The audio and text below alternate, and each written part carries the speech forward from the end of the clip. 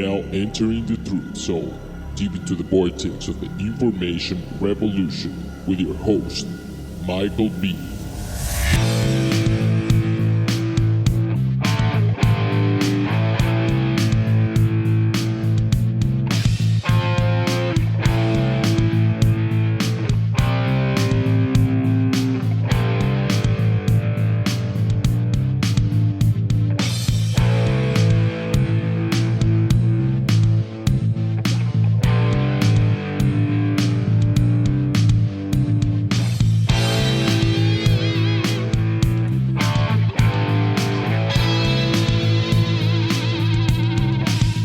This is Michael B, and I am your host for the Truth Zone, coming to you live from North Dallas, Texas.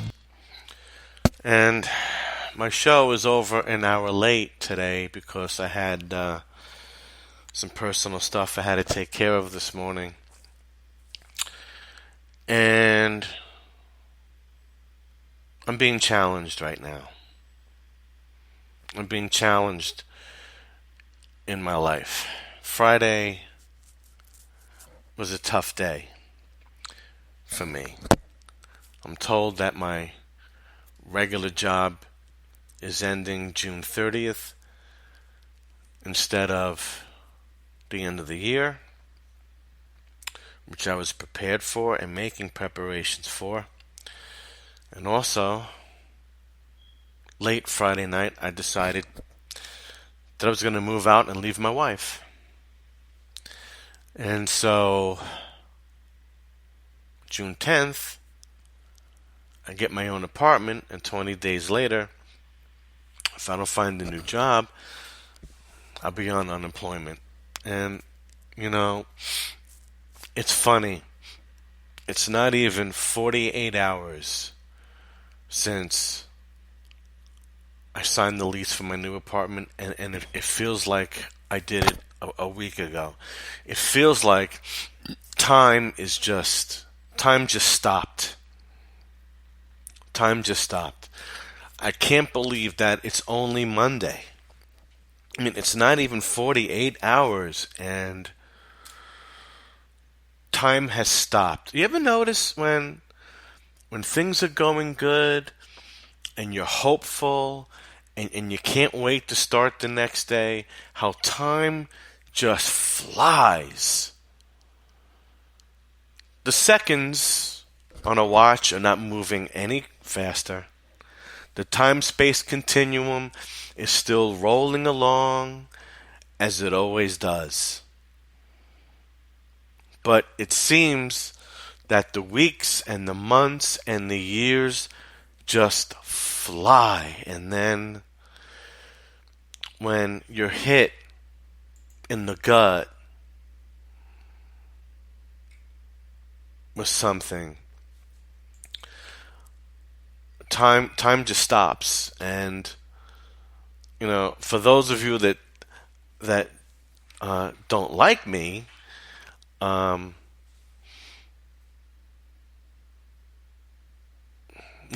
she didn't cheat on me. Nothing like that.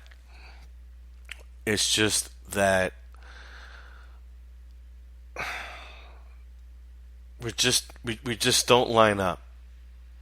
And as I have been talking about here and there,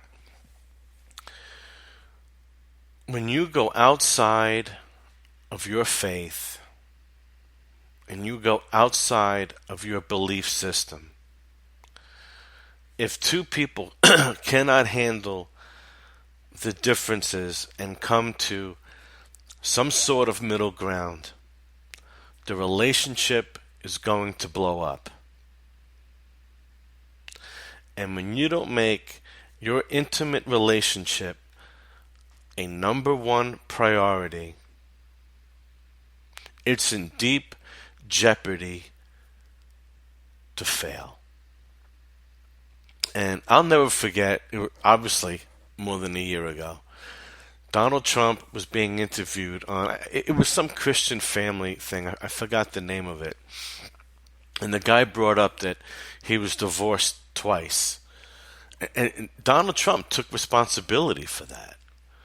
He clearly stated that he put his work first. He didn't do anything wrong. He didn't cheat on his wives or anything of that nature, but he would not. See, you can't. There's no such thing as can't. He would not devote the time to his relationship that was needed and that was expected. So, in that course of events, his marriages ended. And he learned. He said he made it a point to make the time for his marriage. Make the time and make it a priority to be there for the wife and the kids, to have dinner with them, all of that. And, so far, his marriage is going strong. And, I know that I made the changes. I know that I did the work, and I know that I made it a priority. And when we know the definition of insanity. When you do the same things over and over again, you are going to get the same results. I mean, it's just fact. And, after 3 years, 3 months, and exactly 3 weeks, there were enough signs. There were just enough signs that we were not on the same page. And our belief systems are different. She's a psychic. She's into spiritism. The Bible talks about it. And I've seen it, quite frankly, with my own eyes. And this morning, I got even another sign. And now I'm even going to revamp and say, not only should you not have personal relationships with people outside of the faith, don't do business with people outside of the faith either. Because there's a huge chance that they're not going to have the same morality, ethics, and integrity that you have. There's a chance, right? And the more I believe that the chance increases when someone is outside the faith and doesn't believe that this, excuse me, little agitated, so excuse me for the burping. There's more of a chance that they're not going to have the same level of integrity as you if they don't believe that there is a higher power to answer to, and that there are not going to be eternal consequences. So, excuse me again, folks. Again, there's a chance that the business dealing, and it's not a huge dealing, but it was something special that I had made, and it just didn't end right. It's okay, but it's just another life lesson that, the Bible does tell you who to associate with, who to be around. It does tell you to beware of the choices that you make. And when you go outside of the faith, chances are higher that things are not going to go your way, as opposed to working or associating with someone inside the faith of Jesus. You have a better chance that things are going to go well. And that's the life lesson. And I went to see my pastor yesterday, and again, he was so helpful. He prayed over me, and I'm not ashamed. I cried on his shoulders. I cried, and I told him, I'm afraid. I'm alone. And I'm really scared. And I said to him, I know that it's my lack of faith. It says in the Bible, God takes care of the sparrows. Don't you think he'll take care of you? And I know that I should hold that in my heart, and I'm trying to, but there's that doubt. And, so like, I'm afraid. And he says, Michael, it's not that you have lack of faith. We're all at different stages in our faith, and we're growing. And, So Saturday, I was strong in my belief to get my apartment, to make the decision to leave. And then, of course, yesterday and today is the grieving process and the letting go of the anger and the acceptance that, hey, it just didn't go the way you wanted, and you're just going to have to rebuild. And that's what this is for me. My rebuilding starts June 10th. That's when I move into my new home. That is step one. And I know that I'm not alone. Truly, I'm not alone. Not only do I have Jesus, not only do I have Jehovah God, I've got a pastor that cares about me. There's a congregation that I know that I can reach out to. I have my friend Tiffany in Arizona, my Facebook friend, that has been there for me, speaking over the phone just now. I mean, we just started talking over the phone, and she's been very supportive. And if you're listening, Tiffany, or you will listen, thank you. So I know, and I have my son in New York that has my back. So I know that I'm not alone. And I know that I will make new friends. And I know that I will get a new job. Or I can even change fields. I know that I'm a smart guy. I know that I'm a responsible guy. So, guys like me don't wind up being out of work forever and being on welfare and homeless. It just doesn't happen. I have too much drive. I've got too much history. My only biggest concern is my health. I got to get some things cleaned up. I'm hoping it's just nerves. But now, it could be a blessing that this job is ending, because now I get to see the doctors that I feel I need to see. And if I need to get any repairs done, I could get the repairs done, then be able to go out into the workforce and be ready for, basically any kind of job in my field or outside of my field. So, this could all be a blessing. This could all be a blessing that finally I've reached a point where I need to move on with my life, and I need to get out of an environment that has become so toxic that I know it's holding me back. And now I will be able to focus on me and what I need to focus on, and focus on my faith, focus on healing things that have happened to me in my childhood, focus on letting go of my losses, concentrating on the wins. And there's been wins. There's been lots of wins. And getting that focus again is going to be pivotal to what direction my life takes for however long. And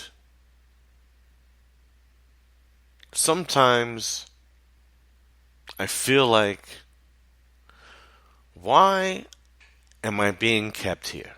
Am I being kept here, or is it just, it's free will, and God doesn't intervene like that? Because I ask myself, Why do I have to stay here? I mean, Jesus asked that question. How long must I be among you? And I feel the same way. How long, really, do I need to be here? Do I really have a purpose on the human level? Do I really need to be Michael B. anymore? How long? Or does God truly just step out and say, well, here, dude, I gave you the blueprint. Gave you the blueprint. You didn't follow it. Hey, there you go.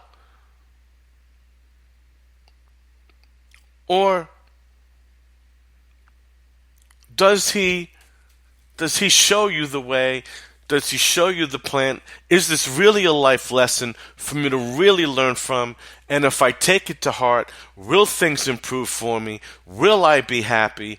Will I make my mark in the world? And I'm not asking for a Donald Trump level, but can I leave something that somebody will remember? Hey, Michael B. did good.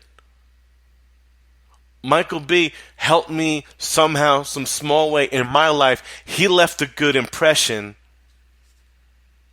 Or do I just fade away, unremembered, unforgotten, and, dust in the wind, right? Just dust in the wind. And the funny thing is, why do I stress over this? What is my worst scenario? I die, I leave this place, and, some believe you go to heaven right away. Some believe you die and you lie in wait if you hear the trumpet blast, if you're on the list of the book of life to continue, or I'm just maggot food, and all of these things in my head, my 52-year history goes away, and who gives a damn? Does it really matter in the scheme of things what anybody thinks of Michael B? Is it going to matter when I'm dead? And even if I'm a soulic entity, even if I'm an angel, even if I'm able to touch someone, touch some human, save them in a car wreck. We hear stories of that, or some deal. Will I if my consciousness goes on, will I give a damn about what happened to me in this body of Michael B? Will I even give a crap? So, in the scheme of things, why the anxiety? Why the pain? Why the fear? Why the anger? Why? Because right now, that's all I have. All I have in this present moment is the despair and the fear and the hurt and the pain.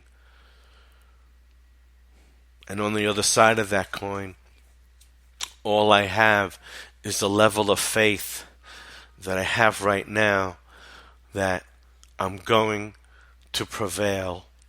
I'm going to persevere.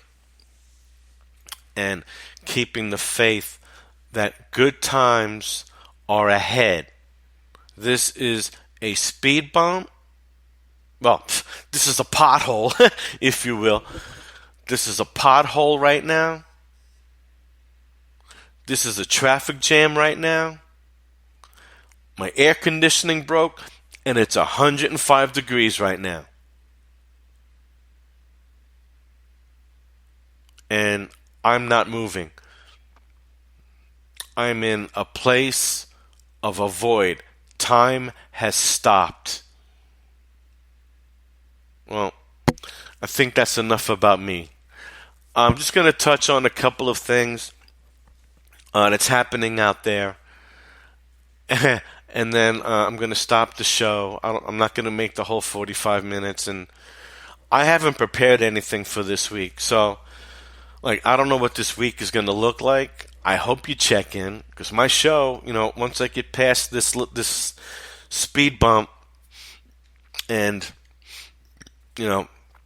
once I move into my new apartment, I should really be full blast June 12th. So the next couple of weeks, It may be kind of spotty. It may be okay. I mean, we'll see. I just hope you hang with me. If you value my message and if you value my show, I hope you don't give up on me. And as I'm trying, which is why I'm doing radio again, I'm trying not to give up on humankind and just say F it and let it all go as whatever it should go, and not try to help people see what I see, if there's any worth. So Donald Trump begins his Middle East tour, and he signs a military contract with Saudi Arabia in the so-called fight against terrorism. You really got to be kidding me. Donald Trump pushed for that 28-page report that implicates Saudi Arabia in the 9/11 attack that left over 3,000 Americans dead. And you want to sell our weapons to that country. And our government wants to continue to call Saudi Arabia our ally. When indeed, if we are accepting that 28-page report that implicates Saudi Arabia in the 9/11 attacks, why aren't we declaring war on those people? The least of it, why aren't we shutting down business with them? Why aren't we freezing their assets, not taking their oil, and say, you know what, Saudi Arabia, have a nice day. Have fun with that. Why are we selling? Because, you know what, folks, I'm going to tell you why. And this is what, this was the win-win in voting for Donald J. Trump. This was the win-win. He was either going to be 100% all the way Americana. He was going to be all the way the man of justice. He was going to be all the way the man to clean house. He was going to be all the man to fight the good fight for us and to fight his darndest despite a hostile Congress, despite a hostile media. He was going to fight the fight to do the best he can to redirect this country towards a God-fearing constitutional republic the way it was intended to be. But I'm seeing certain moves like this one that says, yo, what's up? And it seems to me he's just playing the game. He's keeping that relationship with Saudi Arabia flying, selling them more weapons. I mean, the man's all about women's rights. You know, he talked about he's not a misogynist, and I don't think he is. I mean, was he a player? Yeah, well, what man in his position wouldn't be a player? Who wasn't? Shoot, for a time, I was a player. You don't think I was doing 2-3 women at the same time? Jeez. When I met my soon-to-be ex-wife, I was seeing 2 women. And I saw long-term aspirations with my soon-to-be ex-wife, and I dumped them both because I didn't believe in stringing them along. And I believe that if I saw something long-term in this, I should give it my all, and I cut them loose. But who hasn't been a player in their day? And he's selling our weapons to the ultra misogynist country, deepest in Sharia law. Treat women and homosexuals like dirt. Daily executions and imprisonments by the most disgusting and barbaric way of throwing people off of rooftops and burning people alive and stoning people, and Donald Trump is making deals selling them our weapons. Seriously. And I'm supposed to be on board with that. And I'm supposed to say, that's great, Donald. Thanks, bro. You're with us, man. I'm with my president. That's a great thing. Oh, yeah, sell them more of our weapons. So then that they can move them on to different terrorist groups. And we know that they're doing that. We know that they're involved.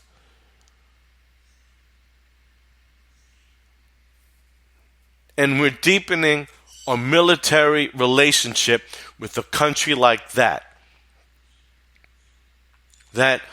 socially is still living in the Stone Ages, and Trump said he was better than that.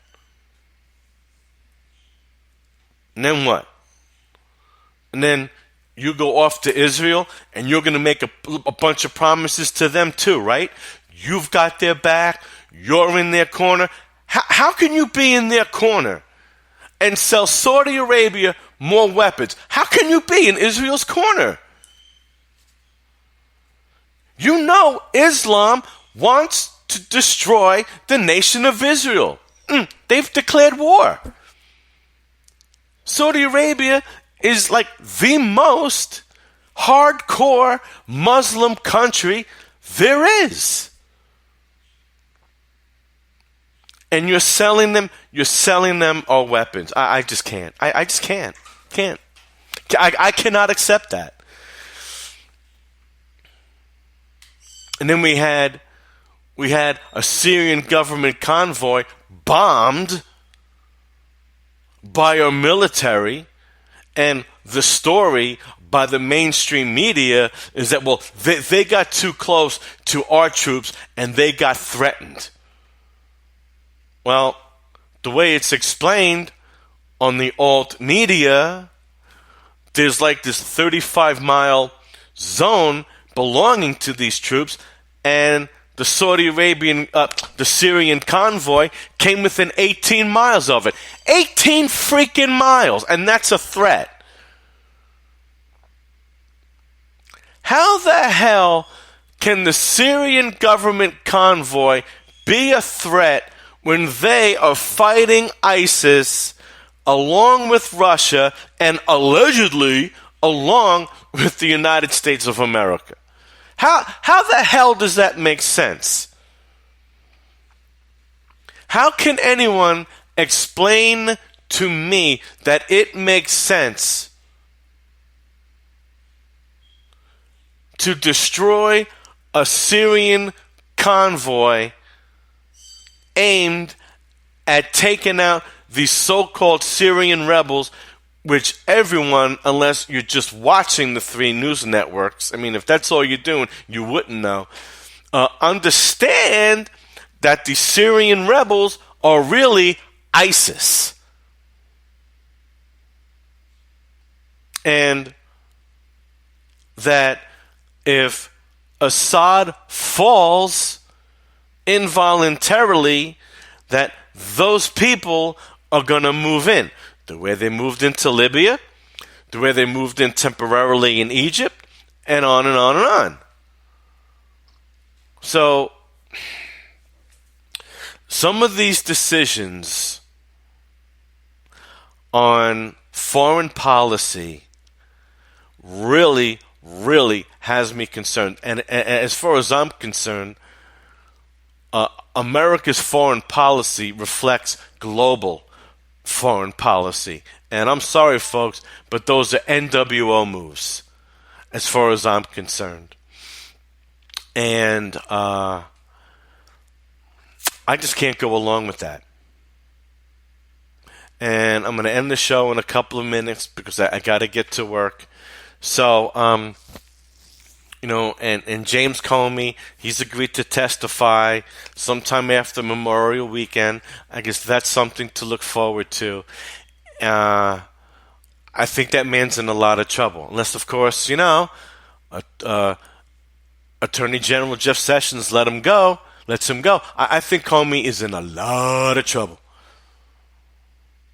I mean, he's either fabricated a memo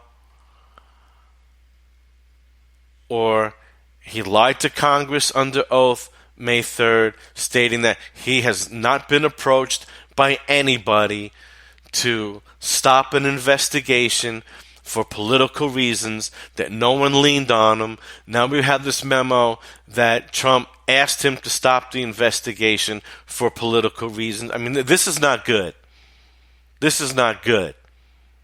And if Trump lets this man off the hook, and ultimately, I don't want to hear about, it's a decision of the Attorney General. That's a bunch of crap, all right?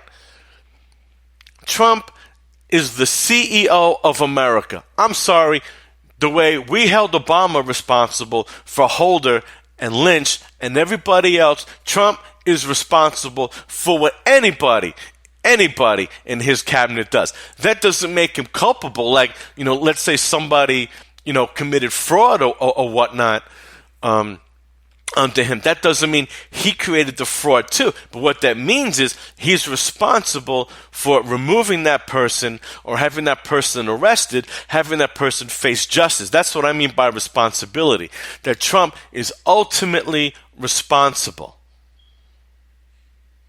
And he, at this point, cannot let anybody off the hook. It's going to ruin him. It's going to destroy him.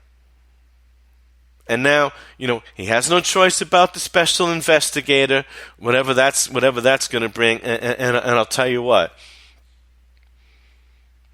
And unless I've been really wrong, I think there's going to be no evidence shown. Trump is going to be exonerated from all wrongdoing. They're not going to have cause for impeachment.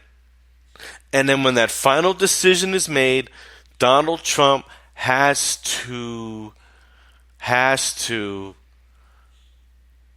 get some people arrested, get some people tried and convicted for whatever's out there. Treason, sedition, fraud, perjury, obstruction of justice, whatever is on the legal table, he's got to make it happen. And he's got to go all the way to the end zone. Or he will be ruined. He'll be ruined. So, my name is Michael B. And for those of you that hung in there listening to this, I thank you very much. And, for those of you that don't like me and are just waiting to put up some nasty comments on Facebook, you can. I'm not going to respond to you. I'm too tired. I'm not interested in fighting with anyone. I ask you for some compassion. And for those of you that do like me, I do ask you for your prayers. I do ask you for your support. And if you feel like giving me some words of inspiration, it would be very helpful at this point in my life. And, I'll probably be back tomorrow. Again, I don't know what I'm going to have prepared. It won't be another crying session. This is it about my personal life, okay? Because you don't need to know that stuff. So my name is Michael B. This is the Truth Zone. And I will be back on possibly tomorrow, 10 a.m. Central.